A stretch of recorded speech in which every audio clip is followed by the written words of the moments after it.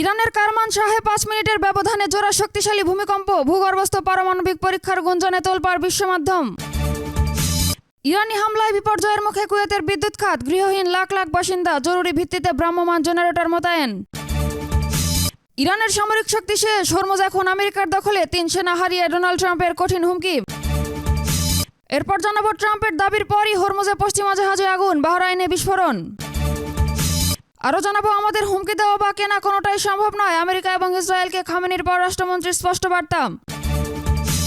সর্বশেষ জানাবো ইরানি কুর্দি বিদ্রোহীদের ঘাঁটিতে তেহরানের একের পর এক ড্রোন বর্ষণ, ওয়াশিংটনে লেবাননের প্রেসিডেন্টের জরুরি বৈঠক। দর্শক শুনছিলেন সংবাদ শিরোনামের পর বিস্তারিত। তবে তার আগে অনুরোধ থাকবে, যদি আপনি ইরানকে ভালোবেসে থাকেন তাহলে ভিডিওটিতে একটি লাইক দিন, চ্যানেলটি সাবস্ক্রাইব করুন এবং কমেন্টে অবশ্যই ইরান জিন্দাবাদ লিখুন। 20 জুলাই সকালে ইরানের কারমানশাহ প্রদেশের কুজরান এলাকায় প্রায় 5 মিনিটের ব্যবধানে দুটি শক্তিশালী ভূমিকম্প অনুভূত হয়েছে।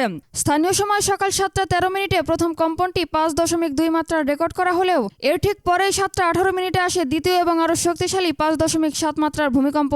ঘটনায় অন্তত 3 জন আহত হয়েছেন এবং ভূগর্ভের বিকট শব্দে সাধারণ মানুষ ঘরবাড়ি ছেড়ে রাজপথে নেমে আসেন। তবে মার্কিন এবং ইসরায়েলি সংঘাতের এই চরম মুহূর্তে এই ধরনের জোড়া ভূমিকম্পনের পর হিন্দুস্তান টাইমস সহ একাধিক আন্তর্জাতিক সংবাদ মাধ্যম প্রশ্ন তুলে ধরেছে যে তবে কি ইরান মাটির গভীরে কোনো গোপন পারমাণবিক অস্ত্রের পরীক্ষা সম্পন্ন করল।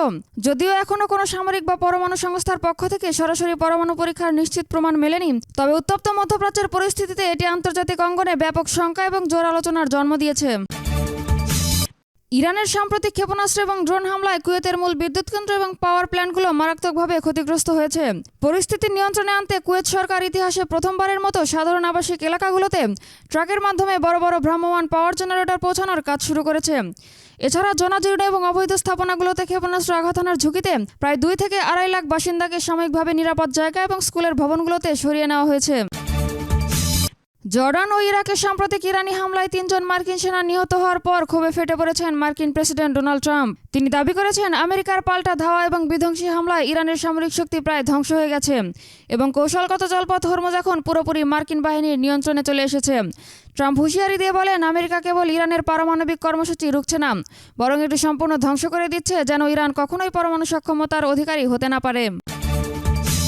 ডোনাল্ড ট্রাম্পের হরমুজ দখলের বড় দাবির পরপরই সমুদ্রপথের বাস্তব চিত্র প্রকাশ পেয়েছে। যুক্তরাজ্যের ইউকেএমটিও জানিয়েছে ওমানের উপকূলে হরমুজ দিয়ে যাওয়ার সময় একটি তেলবাহী বাণিজ্যিক জাহাজে ক্ষেপণাস্ত্র হামলা চালানো হয়েছে। জাহাজে এমন ভয়ঙ্কর আগুন ধরে যায় যে নাবিকরা জীবন বাঁচাতে জাহাজ ছেড়ে পালিয়ে যান এবং জাহাজটি আগুনে জ্বলন্ত অবস্থায় সমুদ্রে ভাসতে থাকে। অন্যদিকে বাহরাইনের রাজধানী মানামা সহ কয়েকটি এলাকায় একাধিক বিস্ফোরণের বিকট শব্দ শোনা গেছে, যা পুরো অঞ্চলে আতঙ্কের সৃষ্টি করেছে। ইরানের পররাষ্ট্রমন্ত্রী সাইয়েদ আব্বাস আরাকচি এক বিশেষ সাক্ষাৎকারে মার্কিন প্রেসিডেন্ট ডোনাল্ড ট্রাম্প এবং ইসরায়েলের প্রধানমন্ত্রী বেনিয়ামিন নেতানিয়াহুকে সরাসরি তোপ দেগেছেন। তিনি বলেন, আমেরিকা বা ইসরায়েল কোনোদিন ইরানকে হুমকি দিয়ে নিজের শর্তে আনতে পারবে না কিংবা অর্থ দিয়ে আমাদের নীতি কিনে নিতে পারবে না। আরাকচি আন্তর্জাতিক প্রতিনিধি দলকে জানান, তারা প্রতিনিয়ত মার্কিন বোমাবর্ষণের ঝুঁকির মুখে দাঁড়িয়ে নিজেদের অধিকার রক্ষার জন্য কাজ করে যাচ্ছেন।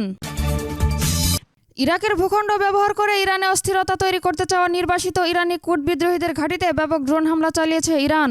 এই হামলায় 8 কুর্দি যোদ্ধা আহত এবং বেশ কয়েকটি আস্তানা ভস্মীভূত হয়েছে। অন্যদিকে লেবানন থেকে হিজবুল্লাহ সামরিক ক্ষমতা কমানো এবং লেবানন সরকারের উপর চাপ বৃদ্ধির জন্য ওয়াশিংটনে মার্কিন পররাষ্ট্রমন্ত্রী মার্কো রুবিওর সাথে লেবাননের প্রেসিডেন্ট জোসেফ আউনের এক উচ্চ পর্যায়ের বৈঠক অনুষ্ঠিত হয়েছে।